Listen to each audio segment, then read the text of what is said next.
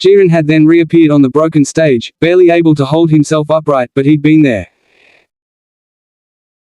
Towering over 17, who by that point had fallen to his knees, unable to keep himself standing after all he'd been through, clutching his broken arm quite like he was now. Only then, he'd looked up in shock of his own seeing Jiren standing before him. The young man hadn't so much as been given time to let out a word, before Jiren had launched a ki blast into his chest, much like he'd done to Hit earlier on in the tournament, and blasted him out of the crumbled remains of the arena. His ki blast detonating not long after in an unholy, fiery red explosion.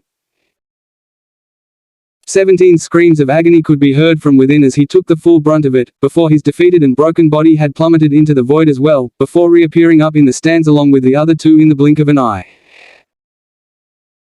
He hadn't been able to process it at the time, and still couldn't fully come to terms with it now that Jiren was the sole survivor left in the destroyed ring, whilst all of his team were in the stands with him and the other gods and angels, alongside the rest of the grey-skinned aliens team. They had lost, his universe had lost. Hey. Hee-hee-hee-ha-ha. Yes. He did it. Jiren won it. Belmont, the clownish-looking destroyer god of Universe 11, cheered with overflowing elation. His pasty white face the picture of a grinning madman who'd just cheated death, and in a way, he absolutely had, as the rest of Universe 11 joined him with looks of relief plastered on their faces.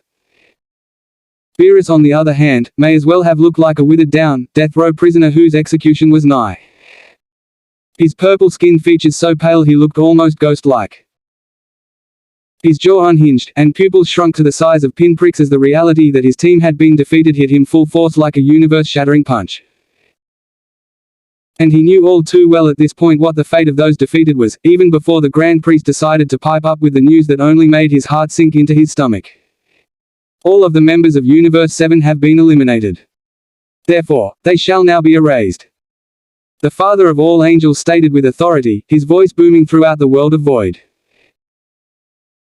To Beerus, it might as well have been the tolling of a funeral bell, only he couldn't help but morbidly conclude that death would actually be preferable to what was about to happen to him and his universe. Beerus didn't pay any attention to the reactions of his universe's team. He didn't have to, for he knew that they were most likely in the same boat as him. And how could they not be? When all that awaited him now was utter annihilation. Lord Beerus. His attendant, or well, it was more accurate to say former attendant, Whis chimed in, garnering the feline destroyer's attention for what was most assuredly to be the last time, as he turned to look at the blue-skinned, eccentric being. The man's usually teasing tone having taken on a more sombre cadence than he'd ever heard from him in all the time they'd been together. His gaze empathetic, and smile sorrowful, without even a hint of his typical flamboyance. For what it's worth, it's been an honor serving with you. He bowed, as that all too familiar, ghostly white aura began to envelop the cat god's frame alongside his team's. Despite his mood at his damned fate, Beerus managed to force a smile at Whiss's act. There was no funny business here, and he could tell this wasn't sarcastic or overly dramatic like the angel would have usually done in other situations. It was an honest show of respect.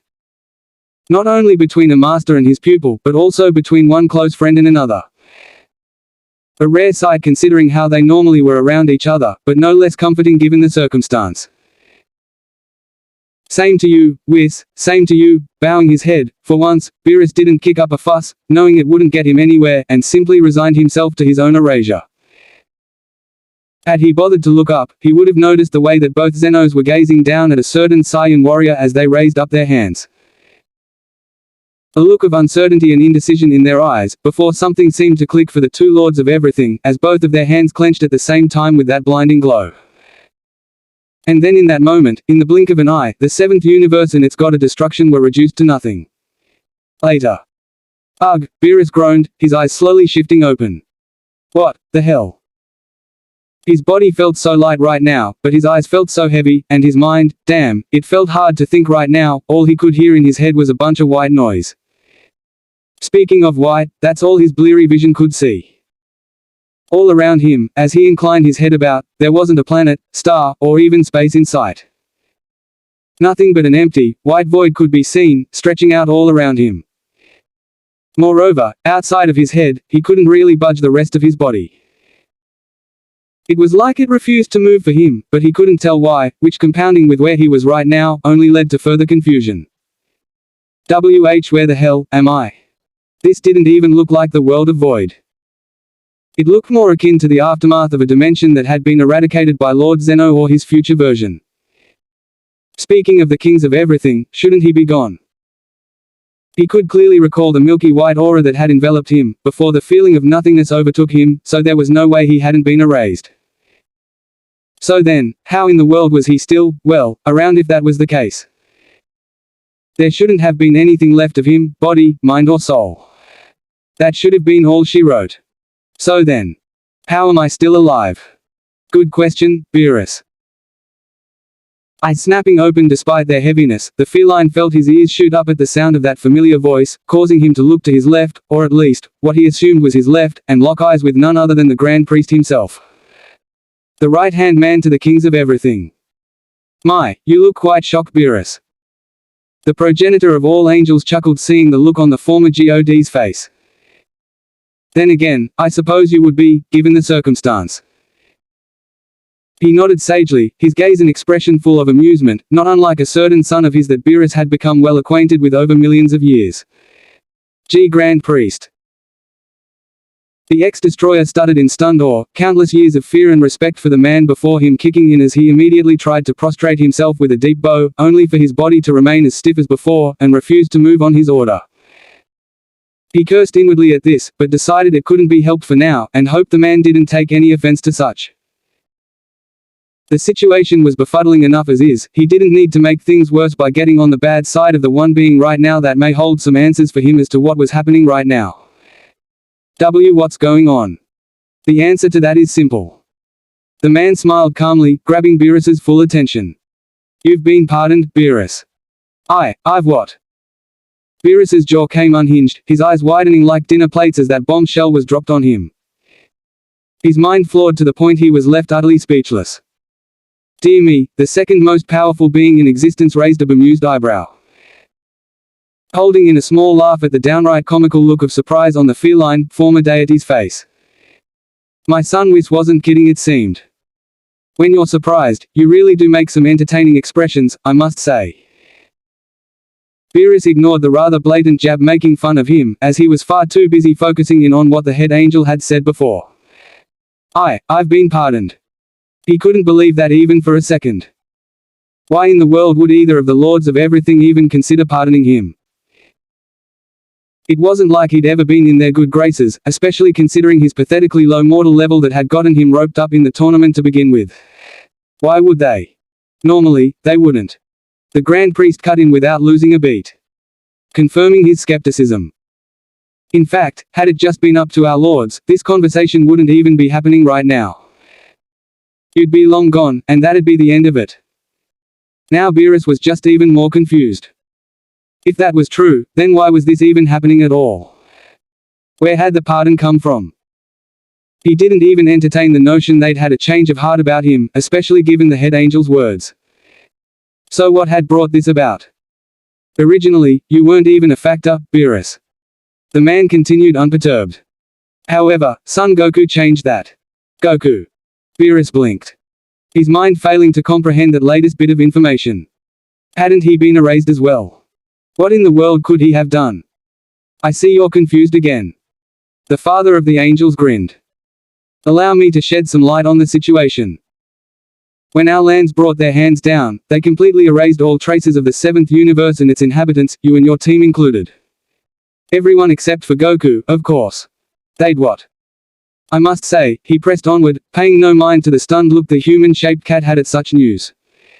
Even I didn't see that coming. All they did was teleport him to this same place we find ourselves now and wait for him to wake up. Me being with them, of course. He added, just in case the former god hadn't caught on to that. To be honest, I can't deny that even I was surprised when as soon as he was awake and they started talking, they offered him an exemption from erasure, provided he agreed to be sent away to somewhere outside our multiverse, as they didn't like the thought of erasing him. The Grand Priest couldn't hold back the second chuckle that rose past his lips at the thought. Truly, the thought of someone earning his lord's favor to such an extent to where they didn't even want to think of destroying him was nothing short of incredible. Whether Son Goku was aware of just how impressive such a feat was or not, even he couldn't deny just how amazing of a sight it was to behold either of his kings saying such a thing. Didn't like the thought of erasing him. They liked him that much. Beerus thought with more shock and awe than he'd thought possible. First he managed to fluke his way into attaining the true form of Ultra Instinct, something even he couldn't do, and he'd also earned the liking of the Omni Kings to where, despite him having to be annihilated per their own rules, they were willing to bend them just for him. Shit, he would have happily traded in all the power in the world if it meant he had half the luck Goku seemed to have. However, Son Goku, while happy he was being given a second chance, didn't want it to be just him that was given mercy. The angel's parent turned his head up with a magnanimous expression. While most would have just accepted the offer given and not pushed their luck, that man chose to be selfless, and actually asked our kings if it'd be alright to at least give his friends a second chance as well. The more Beerus listened to this, the more he had to admit, that while Goku could be a complete idiot at times, there was no denying how courageous he could be. To ask for more, when what the lords of everything are offering you is already well beyond what you should have been granted compared to anyone else, took some serious balls. The worst part of it was, and this almost made even him laugh hysterically regardless of his current predicament, is that moron probably didn't even realize just how ballsy it would have been to do that. At first, my kings weren't too receptive to the idea, but Son Goku proved to be persistent, and pleaded with them to allow it, and after a bit, they agreed to allow those who'd attended in their tournament to be granted the same mercy. It was then the Grand Priest brought his gaze back to the former god and leveled that magnanimous expression on him. I was put in charge of letting you all know about this as you were brought back. This goes without saying, but, surprisingly, you were one of the names he mentioned. Beerus, even knowing that this had to be the reason for his pardon, couldn't help the disbelief that flooded his mind. Goku actually considered him a friend. If you were to have asked him, he might have said that things were somewhat amicable between them, but he never would have gone so far as to say they were genuine friends of any sort. Not in a million years. And yet, that daft Saiyan had clearly thought otherwise, for some reason. And because of that, was willing to go to bat for him, and request mercy from the two Zenos on his behalf alongside his buddies, giving him another chance elsewhere. As much as Beerus hated to admit it, if there was to ever be a time when they somehow met again, for doing him a favor like this, he'd have to give that damned man the deepest bow of respect he'd ever given, even if it killed part of his pride to do it for him of all people. Because right now, for this, he owed him his life. Literally. I take it you accept the mercy being offered to you? The Patriarch of the Angels asked with a bit of humor in his tone. A part of Beerus wanted to ask if his brother Champa could be given that treatment as well, because no matter how annoying he could be, he was still his only family. Well, was, anyway. He stopped himself from asking though, as he knew it wouldn't be accepted. Goku may have been able to talk the Omni Kings into sparing his and his team's lives, but that was only because the two supreme rulers liked him. They held no such care for him whatsoever, and asking the Grand Priest to ask that of them on his behalf was an effort in futility. Something he only had himself to blame for, really. Will I get to keep my memories? Beerus suddenly piped up, eyeing the second most powerful being in existence. But of course. The angel nodded graciously. All of those pardoned by our lords will be allowed to retain their memories, should they wish to. Beerus nodded back in relief. That was good. As much as Champa got on his nerves, the thought of never seeing him again was a bit depressing. He may have been a fat oaf of a younger brother, but he'd always cared about him, whether he admitted it or not. Knowing he could at least live on in his memories was a small kindness he was willing to take. All right then. I accept. I had a feeling you would. He replied with a hint of mirth, knowing that with Beerus's personality, there wasn't a chance in hell from the beginning he wouldn't jump at such an opportunity. Well then, I'll have to get to the others soon enough. I do hope you make the most out of this, Beerus. It'd be a shame for you to fall into bad habits and waste your new life like you did in your position as Universe 7's God of Destruction. Beerus felt like a hammer had just been slammed onto his head with the force of a big bang with that last comment. His expression one of pure cringe as his face scrunched up. As insulting as that was to hear, he couldn't really deny what had just been said, given his universe's abysmal mortal level that had led to him having to have his universe compete for its own survival. all of which was on him for doing a terrible job as its destroyer god, much as it pained him to acknowledge. Right, I'll be sure to keep that in mind. Good. I'm glad to hear it.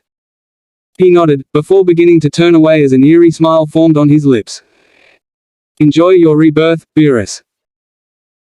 With that, Beerus felt himself drifting off as his body began to glow the same color as his Hakai energy, before, in a flash, he vanished from the white void altogether, never to be seen anywhere close to that multiverse again. In the universe of Greek myth, Mount Lycaos. Ugh, damn it, I feel like crap. Beerus thought, feeling a weight still on his mind, as his eyes reopened, only to find nothing but darkness awaiting his vision. Oh great, I can't see anything. Which naturally made it impossible for him to discern where he was. Well, wasn't that just perfect? Not even a minute in this new world, and he was already lost. My body feels so weird as well, I can sort of move it, which is better than before, but it feels so restrictive. Raising a hand up, even if he couldn't see a thing in front of him, Beerus felt around to see if he could get an idea of where he was, only for his hand to press against a barrier of sorts.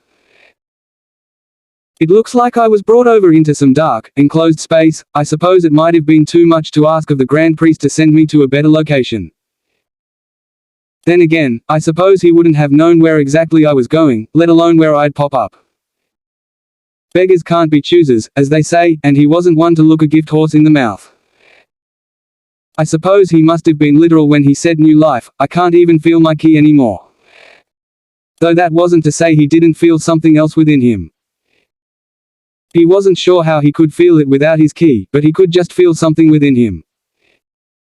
Something that felt divine, but also rather different to the feeling of God ki. Whatever it is, I'll deal with that later. For now, I need to find a way out of this place. That would probably go better if his body didn't feel as restrictive as it did now. Suddenly, however, his ears perked up, or he assumed they did anyway, as he couldn't feel atop his head anymore, more like on the sides like the humans or Saiyans had. He let that fact pass over him for a moment, as he heard some muffled sounds coming from around him. He listened in a little more and found himself becoming confused when the noise became a little more coherent. Wait a minute, why does it sound like, yes, there's no mistaking, that's the sound of a woman groaning, not that I really care, but it sounds like she's in pain. Talk about bizarre. Why was he hearing that of all things? It didn't even sound like something from nearby either, it was coming from every direction around him, somehow. Was he in a cave or something? That might make sense then, since it could just be the echo, but something told him that wasn't the case. The groaning sounded too muffled to be an echo. What the heck is going on? No sooner had he thought this, Beerus felt a weight being pressed on him, like something was trying to push him downwards. A force acting upon him that he found himself unable to resist, which brought about an odd sense of déjà vu for him at the same time. He didn't even feel the slightest bit of panic, having no control over what was going on, which made it even stranger. Why does it feel like I've been through this before? No sooner had thought manifested, did Beerus feel the pull of whatever it was against him push him down all the way, a light suddenly peeling into his peripheral vision, enough to make him shut his eyes momentarily. There were even more sounds of groaning and grunting all around him as this happened, but Beerus barely registered this. All he could focus in on was the feeling of being forced down somewhere, until finally, a couple seconds later, he felt himself be pushed out of the enclosed space he was in.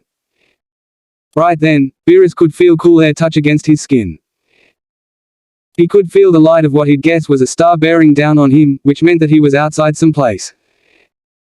He could feel a person's hands on his body, as they quickly cradled him into their arm. Wait, he could feel what now?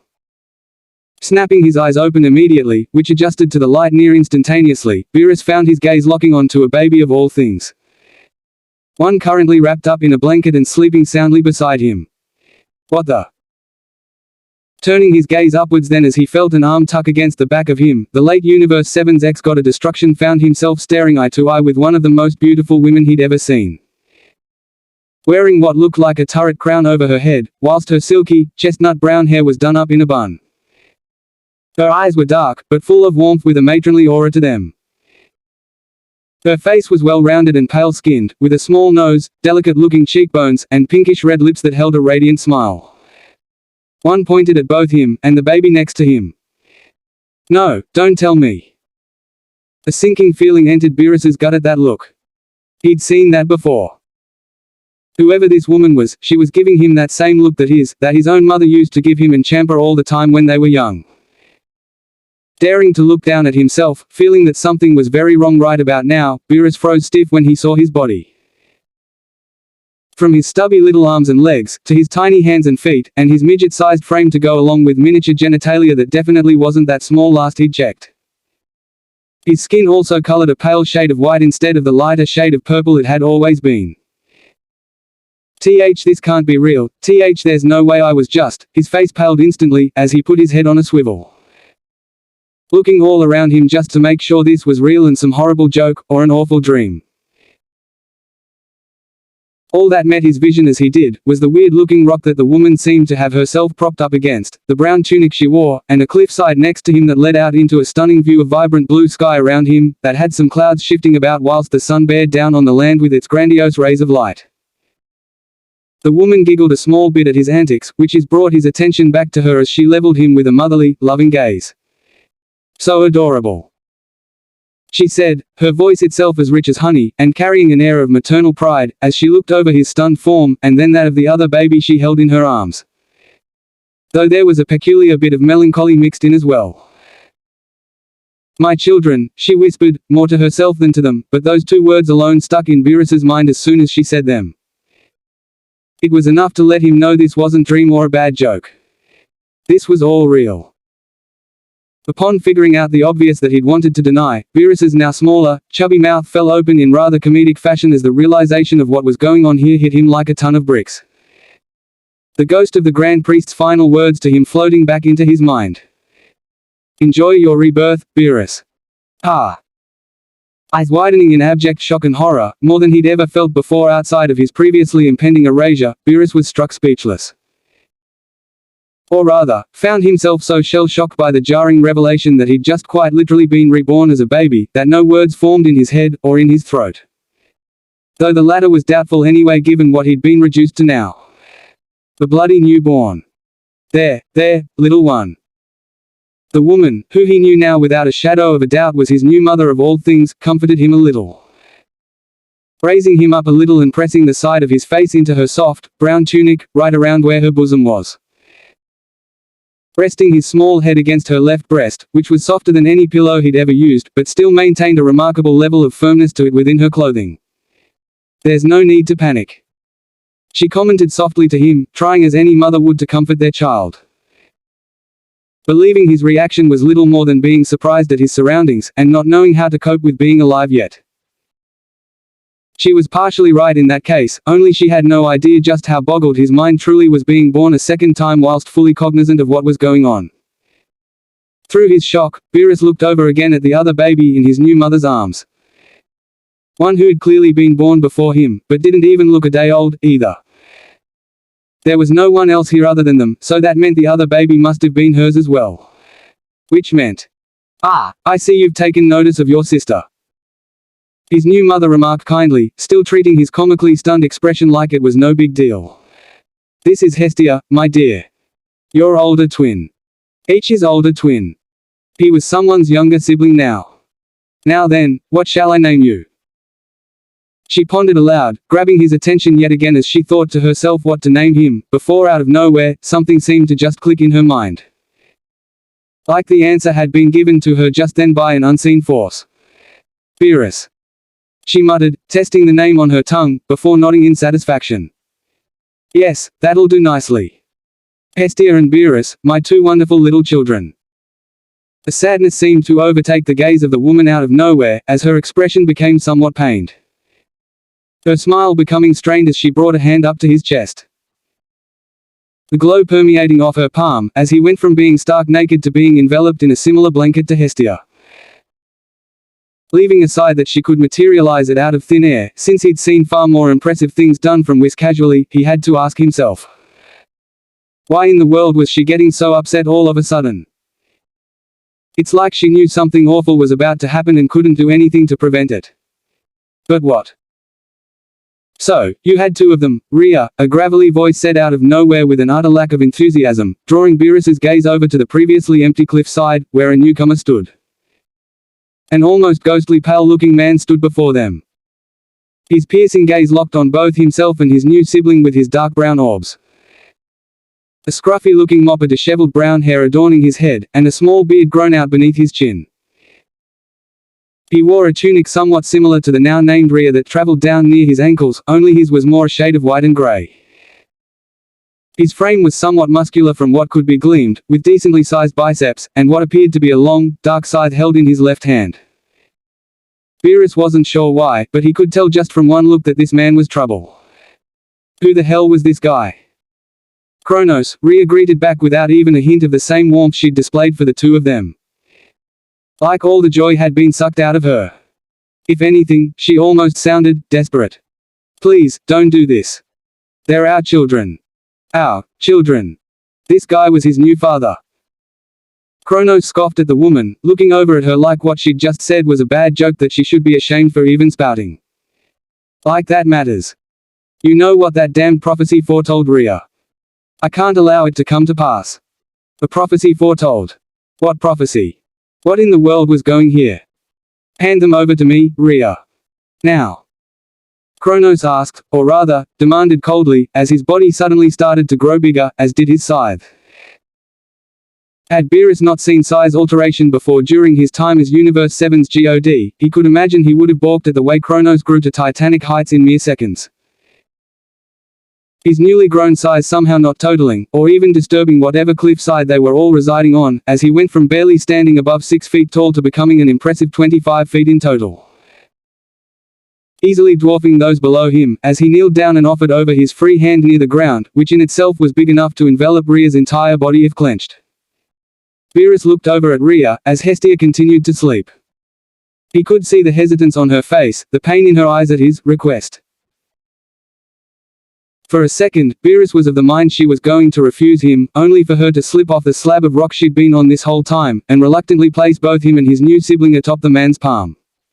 I'm so sorry. She whispered to them, looking like she wanted to cry, but holding back the tears that threatened to surface. Sorry for what? Beerus finally managed to think to himself again, recovering enough from the initial surprise of his literal rebirth to have somewhat clear thoughts. A part of him beginning to feel a small bit of panic at his new mother's distress. Just what the hell is about to happen? Beerus got his answer quick, as the now massive Kronos raised his hand up just above his head, which he tilted back somewhat, as he parted his lips and opened his mouth up, his hand starting to tip sideways. This time, Beerus genuinely balked, his eyes damn near bulging out of his head, as he and Hestia slipped off the Titan's hand, and fell right towards Kronos's waiting, open mouth. With seemingly no way to stop himself from this absurd, and downright heinous fate. One that not even in his zenith as the god of destruction of his universe, would he have wished upon anyone he didn't downright despise, let alone mere children.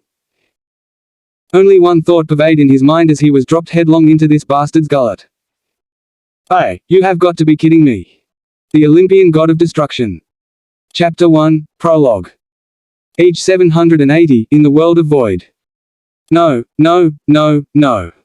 This can't be real. This was the current, soul-crushing thought of Universe 7's God of Destruction. Chapter 1, Prologue. Age 7. The Olympian God of Destruction. Chapter 2, Prelude to War. Ah! Bellowed out what sounded like an inhuman monster filled with rage. Its roar deafening, and bouncing off the walls of the cave, and causing the liquid beneath to ripple about. Only, this was no monster. The walls surrounding it were certainly not that of a cave's, but of a very large stomach. And the liquid rippling about beneath him was definitely not water. The smell alone was revolting enough to make the average person puke just from a small whiff of the stench wafting off the greenish-yellow acid bubbling about. The roar itself had come from the now infant Beerus. It was something that definitely should not have been possible for a baby to produce. Especially not one that lacked the usage of ki. Most species back in Universe 7 when it still existed would have balked at a newborn being capable of such a deep, spine-tingling noise. It had been a little while now since Beerus has been swallowed wholesale by his new bastard father Kronos. He was still wrapped up in the blanket Rhea had put him in, which refused to corrode off despite floating on stomach acid.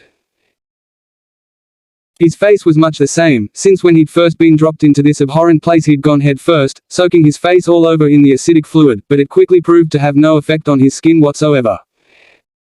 Which meant his body and whatever cloth Rhea had put him in were immune to the acid at least. Not that he gave a rat's ass about those little tidbits of information at the moment. Now that he'd gotten over most of his shock being reborn as a baby, it had left way for his infamous short temper to swell up. But for once, it was questionable if even Whis would blame him for blowing his top off, considering the absurd situation he was now in. Are you fucking kidding me? Beerus seethed, his teeth, which shouldn't have grown out so quickly, gnashing together in fury. I haven't been here for even a day, and I've already been utterly humiliated. Seriously, what kind of screwed-up asshole ate their own children as soon as they were born? My previous father may not have been a saint, but he at least acted like a father. This was total bullshit. I can't believe this. That bastard had the gall to eat me. Beerus didn't care if he had been reborn in a new world or not. He'd spent dozens of millions of years as the god of destruction in his former universe and had tolerated far less than this affront. Arms breaking free of his blanket, Beerus clenched his tiny hands and balled them into fists, as he swung the small, stumpy appendages, splashing about the acidic fluid left and right as his face turned red in anger. His babyish features scrunching up in unholy indignation as he futilely attempted to beat the crap out of the stomach's acid to no avail. If an outside observer were to somehow get a look in at this, to them, it would appear as little more than a childish temper tantrum. One coming from a baby that looked comically pissed off. Gaze flying over to the inner wall of the man's stomach closest to him, Beerus ceased his arm swinging momentarily as he used his stubby arms to swim over to it. A small tuft of dark purple hair peeking out of the soft blanket most of his tiny body was still wrapped in, as he managed to make his way over to his new target and continue his wailing on it instead. His fists pounding and smacking against the stomach's tough skin with all the force he could currently muster. Something which also quickly proved futile, but the former feline destroyer couldn't be bothered to care. Aye, how the mighty had fallen. It hadn't been too long ago that people would fear the notion of Beerus taking a swing at something or someone, because there was a guaranteed chance most of the time, they'd end up obliterated. Whether that be a person, a planet, star, galaxy, or even his whole bloody universe. Now though. He was just a mere infant with a temper problem. Petulantly banging away at his prison walls with a passionate fury that didn't have the power to match. Damn it all. He yelled, as he continued to take out his frustration on the inner flesh barrier of his father's gut. His hands clasping together after who knows how many punches and slamming down one small axe handle strike after another upon it. Let me out of here, you bastard. When the axe handles proved as ineffective as his punches, Beerus declasped his small hands and placed them against inner wall of skin, before, in a rather irrational move, proceeding to bash his head of all things against it instead, with one headbutt after another. The display that wouldn't have looked out of place in a slapstick comedy, and like the rest of his attacks, proved to be useless as well. Only causing him a slight headache each time he smacked his forehead into it, doing more harm to him than anything else, really. Damn it, damn it, damn it. He yelled incessantly, like a red-hot ball of anger, wanting nothing more than to tear this disgusting place open and tear his devourer apart limb from limb. Sadly, all he managed to do in reality, was displace and splash about even more of the pool of acid he was floating in. After an indiscernible amount of time, Beerus finally slowed down in his pitiful attempts to bust through the stomach. Calming down enough to realize he was just wasting his time trying it, as it wouldn't budge. It didn't stop him from stewing in his own fiery rage though. No, that didn't simmer down one bit. His teeth grinding down against each other so hard it was a wonder they hadn't cracked by now, as his miniature fingers gripped against the inner flesh of his so-called parent's digestive organ. I swear Kronos, he hissed out through grit teeth with nothing but venom. You better wish I never find a way out of this rancid gut of yours. Because when I do, I will destroy you. He yelled with more ferocity and passion than he'd possibly ever felt for someone before. With not even Zamasu, the fallen Kai, having drawn his ire this much to see him pay for what he'd done. To see him annihilated as much as he wanted it for his new father, right now. But oh no, he wouldn't be destroying him quickly like he did to that arrogant Kai. No, no, no. That would be far too generous, as far as he was concerned right now. Far too merciful. For a transgression against him that was this mortifying, this degrading, there would be no mercy. When he got out of here, and he would get out of here somehow, eventually, he'd make this fool suffer for this. He'd beat him to a bloody pulp, break every bone in his miserable body, have him begging for mercy as he ripped off each of his limbs, and then castrate him for good measure. Anyone willing to swallow their own children shouldn't ever be allowed to breed again, after all. The organ was wasted on a piece of trash like him. It would only be then, after he was satisfied with the damage done, would he finally finish him off. Yes, that would be a fitting end for such a deplorable being. He'd be doing this new world a favor by doing him in. Are you okay, brother? Ah. Beerus stiffened up at the sound of a voice behind him. A somewhat squeaky one that held some concern in its distinctly feminine tone. Whipping his head around to look behind him for the speaker, all he found was his new twin sister floating above the acid within her own blanket. Her golden, glowing eyes peering directly at him. He blinked owlishly back, as his anger faded back in place of growing shock, realizing that the only one that voice could have come from was, "Hestia, did you just speak?" The baby girl, and Beerus' stressed baby there, chose that moment to tilt her head and give him an odd look in this situation. Her worry over him being mixed in with confusion now. "Yes. I did just speak, little brother. Is that a problem?" She asked innocently, as though being able to speak when you were less than a day old without anyone teaching you to do as such wasn't abnormal in the slightest. "What in the how?" Beerus blurted, his jaw dropping open like a character from a Looney Tunes cartoon at such a revelation. He'd seen many things in his long tenure as the god of destruction of his now erased universe, but a fluently speaking newborn was definitely not one of them. Babies don't talk. Forgive me, dear brother, but aren't you a baby yourself? She asked rhetorically, looking at him curiously as she pointed out a fact that he'd been neglecting up to this point. Ah. Beerus looked down at himself dumbly, as if only just realizing now that what she said was true. His initial rage over Kronos' slight against him having blinded him from thinking about anything else up until now. About how, as Hestia had rightfully pointed out, he was indeed a baby as well. The baby that, somehow, had the vocal cords developed enough to not only allow him to speak, but also talk with his normal voice as though he was still the fully grown adult he'd been before. How am I, how are you? Wah. As this revelation sunk in fully, Beerus could almost feel his own brain clocking up to 100 trying to think about how this should be possible. His head steadily shifting up and down, as he looked between himself and Hestia a couple of times in sheer disbelief. His golden yellow eyes widening like dinner plates at such a thing. I must be going mad. Size-altering beings is one thing, but talking babies. If it were just him, he may be able to excuse it as his soul having some effect on the body that allowed it to do things out of the norm for its age. It would be as reasonable an assumption as any other, given he knew from experience that transferring a soul to a different body from its original host could cause some interesting side effects, as Whis had shown him many years ago. That idea was thrown out the window by the simple fact that like him, Hestia was completely self-aware already, and could speak seemingly without any bother. There was also the fact that they were, once again, unaffected by the acid in Kronos' stomach. Which, realistically by this point, if they were normal babies, would have reduced them to skeletons with all their flesh eaten off. Just what kind of ridiculous world have I been thrust into? So do you mind telling me where we are, brother? Hestia asked, her adorable features scrunching up in distaste at the stench wafting all over, as she took a look around. Last I recall before falling asleep, I was in Mother's arms as she waited for you to be born. Running a hand over his face at the insanity of this whole situation, Beerus decided it would be best not to get hung up on this absurdity any longer. Whatever he was, he definitely wasn't a mere human, and nor was his new sister for that matter. Given this feeling I have within me, while it's certainly not God-key, it definitely is divine. I can tell that much. Which means me and her are probably this world's version of gods. Which naturally meant that Rhea and that prick Kronos were also gods of some description, most likely. Perhaps if he felt out for it like he used to do with his key, he might be able to. Brother. Hello. Beerus was brought of his thoughts as he heard Hestier's voice call out to him again, noticeably less squeaky this time, reminding him that he hadn't answered his sister's inquiry.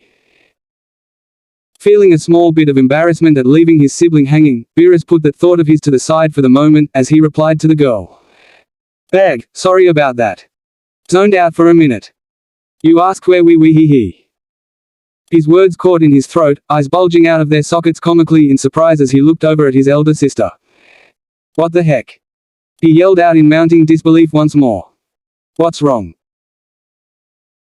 Hestier asked in alarm, though her tone managed to remain far calmer than Beerus's was, as she floated along the acid pool, her now much longer arms and legs lazily swaying about within the acidic depths, as her blanket had seemingly morphed around her now much taller frame into a small tunic. The top of it having given way to allow her now shoulder-length black hair to flow down freely. Her face having developed somewhat in its own right as well, giving her a more distinct appearance. What's wrong?" Beerus damn near croaked, his mouth still hanging open dumbfoundedly at his sister, who was no longer the baby she had been just a minute ago, but now appeared as a young girl around the tender age of 5. "Are you kidding me? How did you grow up that quick?" Had she seriously just skipped through several years of aging just like that? Even Wiss's time manipulation that he'd used to skip through Bulma's pregnancy hadn't been this ridiculous. This kind of rapid aging out of nowhere blew that straight out of the water. Once again, Hestier looked at him oddly as though he was the strange one here. "Forgive me, brother, but I'm afraid I don't understand what has you so worked up. This rate of growth is natural for us, is it not?" "Natural," parroted the former destroyer of the now non-existent 7th universe. His tone betraying naught of the mounting incredulity on his face, even as he felt a bizarre, ticklish sensation permeate throughout his body. "You call that natural?" His twin sister nodded without a hint of doubt, her glowing eyes shining in earnest. "Yes, and I fail to see why that surprises you. After all," she paused to give him a once-over, running her gaze over his own frame as she saw his arms and legs elongate and sway about in the acidic depths, as the blanket morphed around his growing frame much the same as hers did. All whilst his small tuft of hair grew out swiftly into a decent-sized mop of disheveled hair, and his facial features became more defined like her own. "You're no different. Eh?" was Beerus's intelligent response, as he looked down at himself again, following his twin's gaze. And, for the second time in the last few minutes, his eyes just about popped out of their sockets when he saw that his body had gone from a newborn's to a freaking 5-year-old's, the same as Hestier's. All in what was essentially the blink of an eye. Beerus's right eye started to twitch vigorously in that moment with pure agitation. His golden yellow orbs beginning to shine with exasperation as one ludicrous factoid about his new biology was dumped on him right after the other.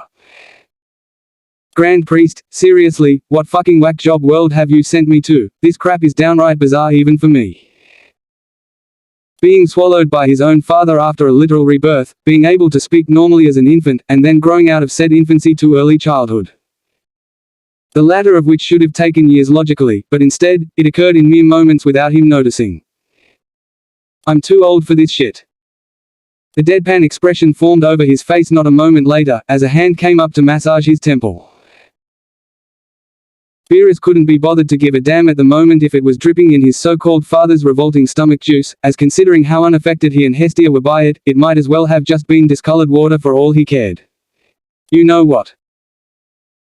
Forget it, I don't care anymore. However ridiculous this world would end up being, he'd just have to accept it for what it was, as going off of what he'd seen and experienced so far, it probably wasn't going to get any better than this. Knowing his luck, it would undoubtedly just get even weirder and he'd just have to accept that as the new normal for him. To be fair, it shouldn't be too difficult for him to do that. After all, there'd been a time in his previous life where he'd known nothing of Ki, and never would have imagined it possible to do a fraction of things he ended up being capable of, like destroying planets and stars with but a flick of his wrist, and living for millions of years, despite the life expectancy of his race at the time being only a few decades. Yeah, as funky as the logic was right now, he could get used to it. Just as he'd done for all the stuff Whis had shown him when he'd chosen him as the new candidate for the God of Destruction position. Well, at least he hoped he could anyway. For all he knew, this could just be the tip of the iceberg, and once he got out, there'd be much stranger crap abound, happening all around him. I really hope not, I'm getting a migraine as it is. If you say so, brother. Hestia shrugged, bringing Beerus back to the conversation at hand. Now, may I ask again where we are?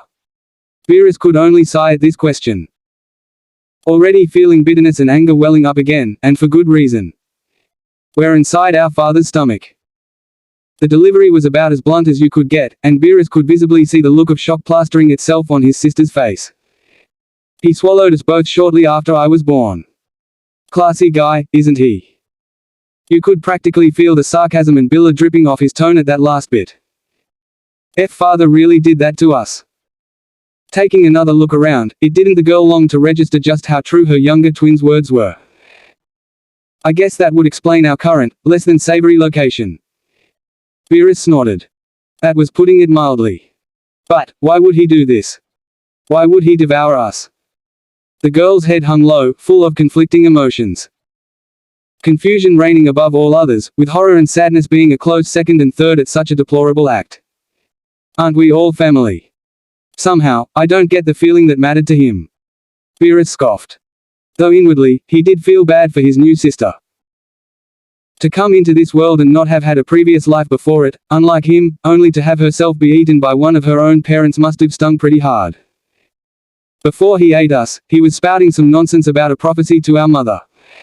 A prophecy. Her head moved up, glowing orbs staring straight into his own questioningly. Yes. And before you ask, no, I don't know what it is. Frankly, I don't really care either. You don't. Hestia blinked, looking somewhat surprised by his dismissal of such a crucial piece of information. It was certainly something she'd like to know. No. He shook his head. I honestly don't care what the prophecy is, because no matter what it is, it doesn't excuse what he's done. Beerus could feel his hands once again balling into fists as they swayed back and forth, semi-submerged within the yellowy-green depths. And if he thinks he can get away with this scot-free, he's got another coming. He'd get his vengeance on this asshole one way or another. Preferably by beating him within an inch of his life before incinerating what was left of him off the face of this world for good. He could feel an unknown power bubbling up within him as he spoke, coursing through every facet of his being. As he delved inward for that divine feeling, much in the same way he'd done for his ki back in the day, he could feel it responding tacitly to his call. It was by no means similar to ki, but he had a feeling he could learn to properly draw it out and harness it to get his revenge. All he'd need was a little bit of time. Thankfully, time was something he had plenty of right now. I see. You do have a point there. She nodded in understanding, before her eyes dimmed with confliction as she looked away in dismay. Still, I don't enjoy the thought of my family fighting one another. Oh, please, the moment he ate us, he was no longer family to me. He hadn't considered him as such anyway from the start, but even if he had, it would have been dashed as soon as he chucked him down his throat. As volatile as he and Champa could have gotten around each other back in the day, there had still been plenty of underlying affection for one another, whether they could openly admit it or not. The same could not be said for Kronos, who after just one brief meeting, had made it crystal clear to him that even without whatever prophecy it was that he spoke of, there wouldn't have been even a lick of affection from him. Beerus liked to think he was pretty perceptive, and when he thought back on that brief interaction between him and Rhea, it became clear there wasn't any loving relationship there. Just a lot of tension, and clear distaste on Rhea's end, whilst Kronos didn't seem to care. Neither about her nor them. He came across as a man who was only concerned about himself, and no one else. That much, Beerus could definitely glean from what he'd witnessed between the two. All he is now, is someone I want to personally destroy. And I'll be damn sure to make that happen. Seeing that this did nothing to help his new sister's downcast expression, Beerus let his eyes soften somewhat, as he made his way over to her, and placed a hand over her shoulder, something that earned him her gaze once again. Listen, you don't have to join me if you don't want to. I certainly won't force you to. Just know that he brought it upon himself. You have to admit, if he was willing to do this to us purely based off of some prophecy, and from what I saw, didn't have any remorse in doing so, I can guarantee you he wouldn't have been a good father to us regardless. I suppose you're right on that, she agreed with him again, though she still sounded saddened by it. Something that he, again, didn't blame her for. But even when I get rid of him, you'll still have our mother to go back to, won't you? He smiled slightly, trying to cheer her up. Something he hadn't personally done for a family member of his since he brought back his little brother's version of Earth so he wouldn't try to steal his own. And you and I both know she does care about us, unlike him. He wasn't about to hold her, handing him over to Kronos against her too much. He could tell it was something she hated having to do, and it was clear that, dear old dad, wasn't going to take no for an answer. And what about you, brother? She broached softly. What will you do once you've dealt with father? Ah. That was a good question. Outside of killing Kronos, what was he going to do? Well, I'm not sure, really. Scratching the back of his head, he tried to think of what he usually did before as an answer, but quickly shut that down. Considering it consisted mainly of him sleeping for long stretches of time and going off to destroy planets with Wisp by his side when he was awake. The latter of which only really being done because it was his job. Not that he was any good at doing it for its intended purpose most of the time, as the Grand Priest had no problem reminding him of. I hadn't really thought that far ahead. Great. Now he was starting to sound like Goku. Though, I suppose it wouldn't hurt to stick around with you and our mother, he added somewhat awkwardly when he saw her expression not improving. He couldn't understand why, but her being sad was something he really disliked seeing. Heck, even when Champa had been upset with something involving him during their childhood, he hadn't felt nearly this bad about it. Perhaps when I'm done dealing with him, we could scratching the back of his head again as he thought back on very old memories, Beerus struggled to come up with what to say. It had been that long since he'd even entertained such a thing. Shit, this would have been a whole lot easier if it were Champa he was speaking to right now, because then they could just get into a brawl like they always had, and that'd be that. Simple and straightforward. None of this sappy stuff. Well, be a family, I guess. He probably couldn't have made that sound more awkward even if he tried. Be a family. Hestia became quiet at that. Her face turning pensive for a bit, as she seemed to mull that over in her head. After a moment had passed, a mild-mannered smile wormed its way over her lips. She surprised him then, as she leaned forward and pulled him into a tender hug. I'll hold you to that, brother. Do as you will. He replied back without sounding too stiff. Not being used to such affectionate contact, and he definitely hadn't been expecting it either. Nonetheless, he found himself returning the embrace. Finding himself becoming calm rather quick as they held each other. A pleasant feeling welling up within him pretty much out of nowhere, which led him to assume it was her close presence causing it somehow. And by the way, he added, catching her attention as they pulled away from the hug. You can just call me Beerus. Meanwhile, Kronos. The Titan god stopped himself just as he was a short way away from Mount Othras. His eyes narrowing at the sound of that voice, which seemed to come from all around him. Or rather, to be specific, underneath his own feet. A sigh broke through his lips. What now, mother? The ground itself rumbled at his rudeness, but otherwise, did nothing else. What is the meaning of this? I'm sorry. Do not play coy with me, my son. Why have you gone back on our agreement? Why did you send the Cyclops and Hecatonchires, your own brothers, back into Tartarus? The earth beneath him hissed, and though he could not see his mother's face, he knew she was displeased. That. Kronos rolled his eyes uncaringly. It's simple. They deserved it. Deserved it. Her incredulity was palpable. Yes. They were an incredible nuisance, mother. I grew tired of their unsightly nature and annoying antics, so I removed them from my palace and threw them back into Tartarus. He replied with a dismissive shrug as he looked up towards his home. Already prepared to end off the conversation there. Unbelievable. I gave you the means to dethrone your father, and this is how you repay me. By disregarding the promise you made to me, and making the exact same mistakes Uranos made. Oh please, I did what you requested of me, mother. I never recall promising you that once they were out, I would keep him out of Tartarus. He shook his head in dismissal. And don't compare me to him, either. He was a fool for not taking precautions when it came to keeping his rule intact. This time, it was the sky itself that rumbled. The very clouds floating around up in the deep, blue sky writhing about and turning a dark shade as though thunder and lightning was about to break loose, as if the heavens themselves were cursing his name. Only for it to go back to normal shortly thereafter, like nothing had happened. Kronos ignored the brief change that took place, knowing it was of no concern to him anymore, and continued. I, on the other hand, have learned from his stupidity, and have a way to ensure his cursed prophecy won't come true. By eating your own children. His mother questioned hotly. The ground beneath him shaking like a miniature earthquake. Do you honestly believe that will work? It will. The Titan narrowed his eyes in confidence. No matter how many children I am responsible for siring, they will never be able to harm me, so long as I eat them all after they're born. None of them will be able to properly develop their godly powers and establish any domains, so long as they are stuck inside me.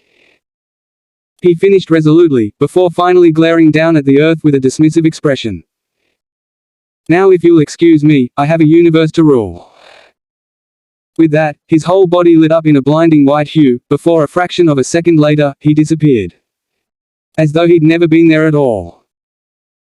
His body rematerialized near instantly within a large room that held numerous ceremonial torches scattered about, and a massive throne made out of stone, with lavish blankets of red and jewels adorning it. An aura of power seemingly exuding from it, as though it had a will of its own. This was the main throne room of his castle atop Mount Othrys. Separated from everyone else who dwelled within the castle that had at one point been ruled by his own father. Despite his confidence just a minute ago, Kronos felt some uncertainty within him, as the memory of his father's final words from that fateful day he overthrew him played back in his head, right before he'd cut him to pieces. I curse you, Kronos. You may overthrow me this day, but mark my words, you insolent fool. Just as you have overthrown me here, so too will your own son do the same to you. Those words, try as he might to ignore it, struck fear into his very core. Sure, he played it off like he had the answer for it, but even then, it didn't stop that feeling of dread that gnawed within him. Of his own impending downfall, just as he'd brought the same for Uranos all those years ago, with his 4 brothers backing him up, and his mother Gaia handing him his destiny in the form of the scythe he clutched in his hand. My son will do the same to me, ha! The current king of the universe shook his head to rid himself of his lingering doubt and push down his irrational fear. Preposterous. He'd make damn sure that'd never happen, unlike Uranos. So long as I keep eating them after they're born, I'll have nothing to worry about. Rhea, and whoever else I choose to bed, it doesn't matter if they sire more children. So long as I do that, my rule will never be challenged. No matter what, he'd be the one ruling over the universe with an iron fist for all of eternity. Uranos's cursed prophecy be damned. So then, why did he still feel so much tension? It didn't make any sense. Perhaps I'm just overthinking this, he thought, calming himself further. I just need something to help me release the tension is all. It's no big deal. Stretching out his godly senses, he was made acutely aware of what was going on in his castle. First to the rustle and buck of his brothers and other fellow Titan gods in the main hall feasting to their heart's content, which given their godly nature was little more than a luxury, rather than a necessity. He then felt the presences of the plethora of Titanesses roaming about along with several nymphs, before finally landing on a certain Titaness in particular, as her presence reappeared within the walls of his abode, right within his private chambers. The very one he'd been hoping for, as a smirk made its way over his lips from the perfect timing of his wife. And I know just the thing. With Rhea. For a moment, the Titaness's gaze lingered on where Kronos disappeared. The magnificent rays of Helios raining down on her from atop Mount Lycaos, as a few unbidden tears rolled down her cheeks at what she'd just had to do. All but serving up her own children on a silver platter to the king of the Titans. Who'd shamelessly devoured their offspring right before her eyes, without even a hint of remorse. As a goddess of fertility among plenty of other domains, the speed at which her pregnancy had developed for her children had been especially fast.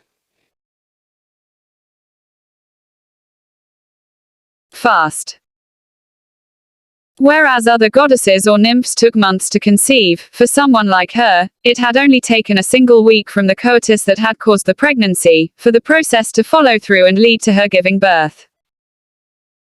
She'd had barely any time to enjoy the sensation of her precious children being a part of her, before they were born and unceremoniously. Rhea's eyes grew misty as she closed them. The image in her head of her precious babies being chucked down the Titan god's gullet as though they were just pieces of meat.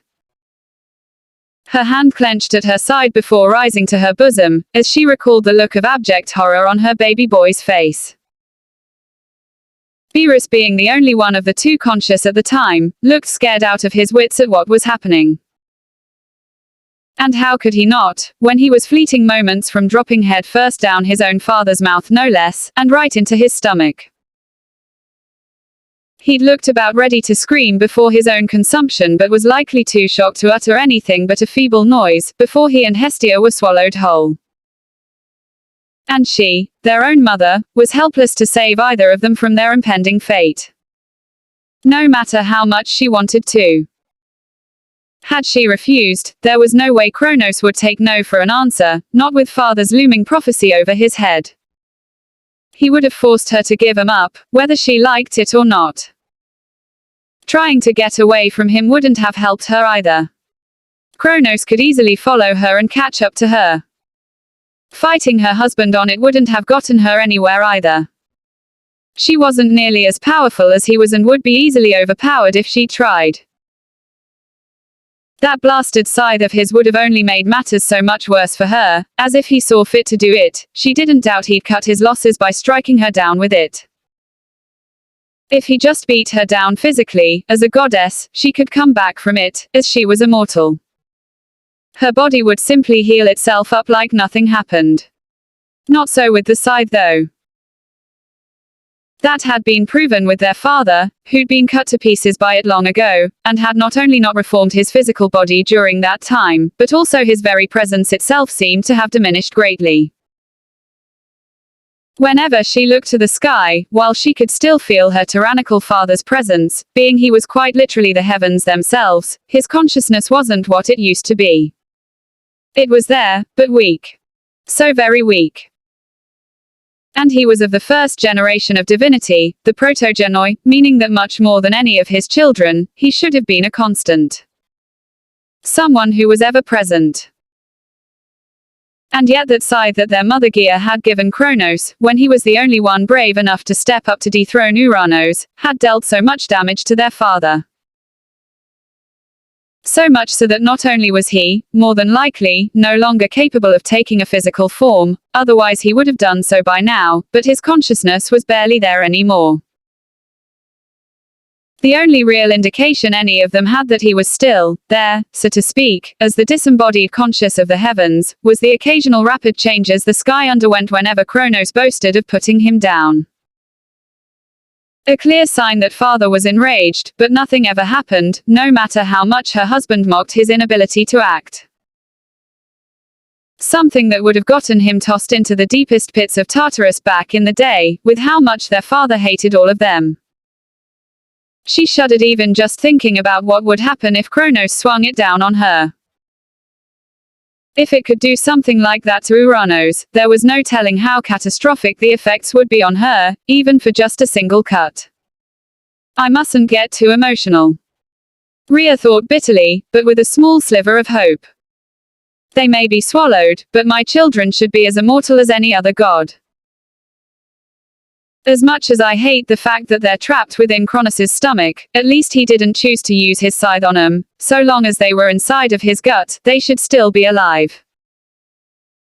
The divine acids within Kronos, just the same as any Titan, would instantly break down any food consumed into nothing. No trace of it left. It was not so for an immortal body. They're still alive in there, Hestia, Beerus, forgive me, my children, but at the moment, there's nothing I can do for you. Hopefully, however, she could find some way to help them over time. There had to be a way. As cunning as Kronos could be, he wasn't omniscient. Least not as far as his fellow gods were concerned. She'd find a way to outsmart him and get her children back. Or failing that, she could perhaps get one of the other gods to help her, since quite a number of them weren't in line with Kronos' rule. Until anything could be properly formulated though, she couldn't afford for her husband to get suspicious of her. If he did, he'd deal with her then and there, and her children would be lost to her forever, and her either sent to Tartarus for eternity, or worse, become the next victim of his side if he wanted a guarantee of her end. For now, she'd have to play her role as his wife as best she could alongside her other duties, to keep him distracted, so he wouldn't catch on to what she really wanted. Deciding she'd wasted enough time on this mountain, her body glowed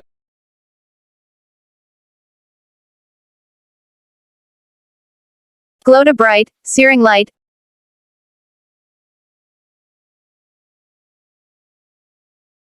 as she dematerialized from atop Mount Lycaos. Barely a fraction of a second later, she reappeared within hers and Kronos' personal bed chambers.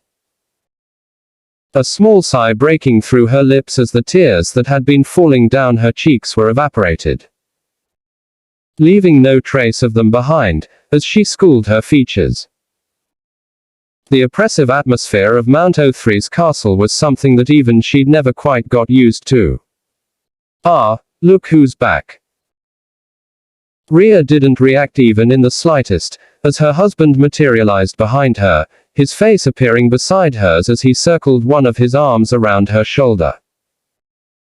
His size drastically reduced back down to around 6 feet tall, and without his trusted weapon. Good timing, Rhea, he said with a cold smirk on his face, as he saw her stony expression. What's with that look on your face? He asked, narrowing his eyes at her, though there was no actual care in them. It was almost mocking, really, alongside a mixture of lust. It's nothing, she replied, trying to play it off with a smile that she somehow managed to make look genuine. Just some lingering thoughts about my children, is all. Oh.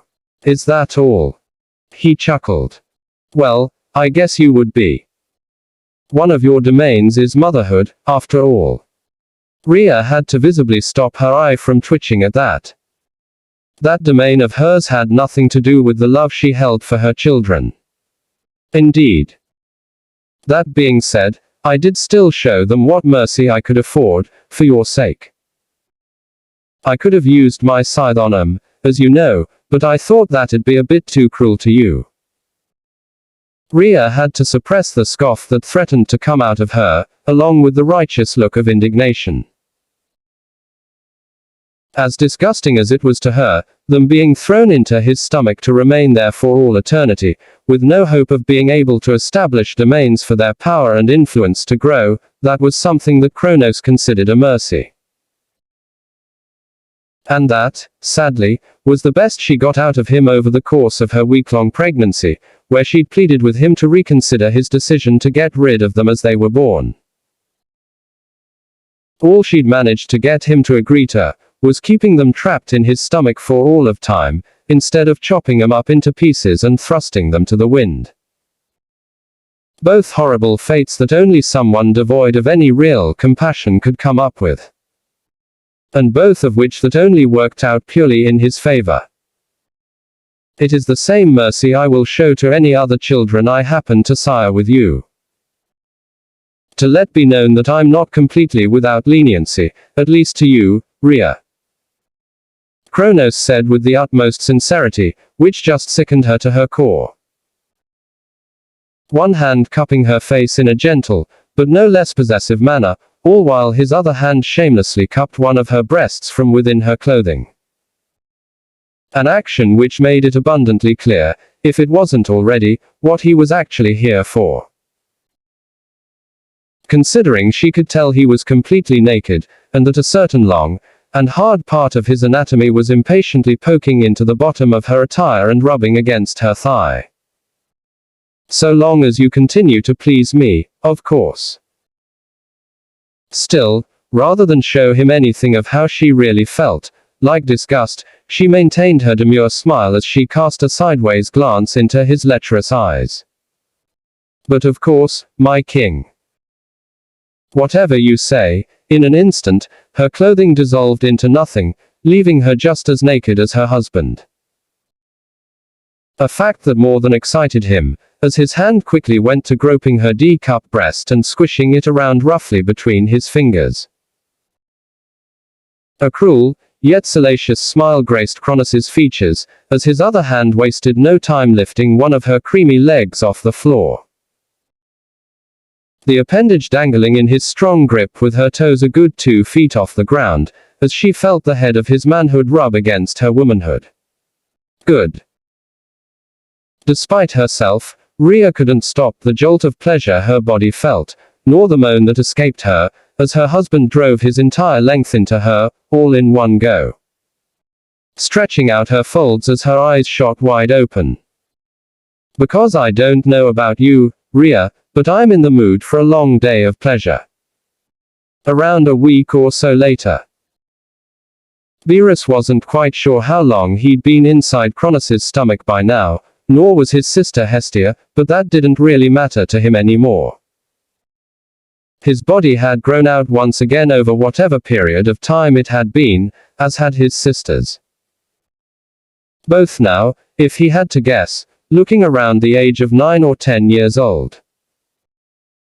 And in that time, outside of chatting with his older sister, he'd been working on delving into that godly power he could feel within himself.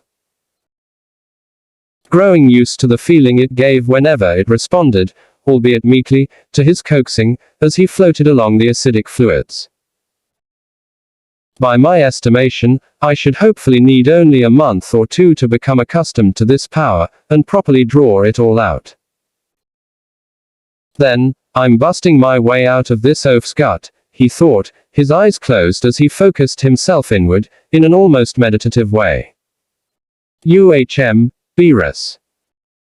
Hestia spoke up, garnering a grunt from him to show he was listening. Do you hear that?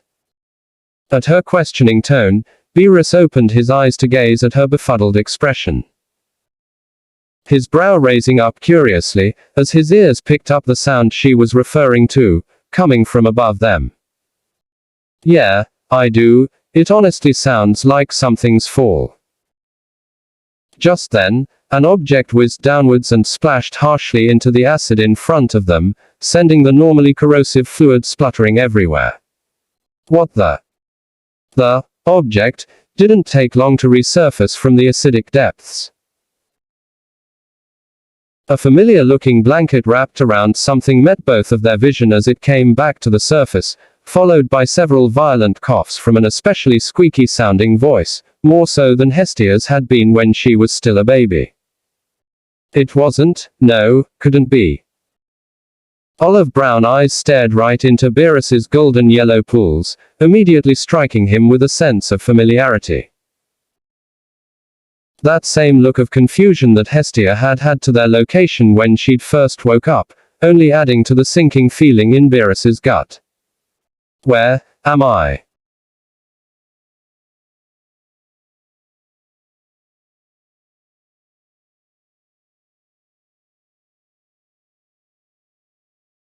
Thanks for watching. Please subscribe and like this video if you want some more what if video. Comment 3 hearts for more what if.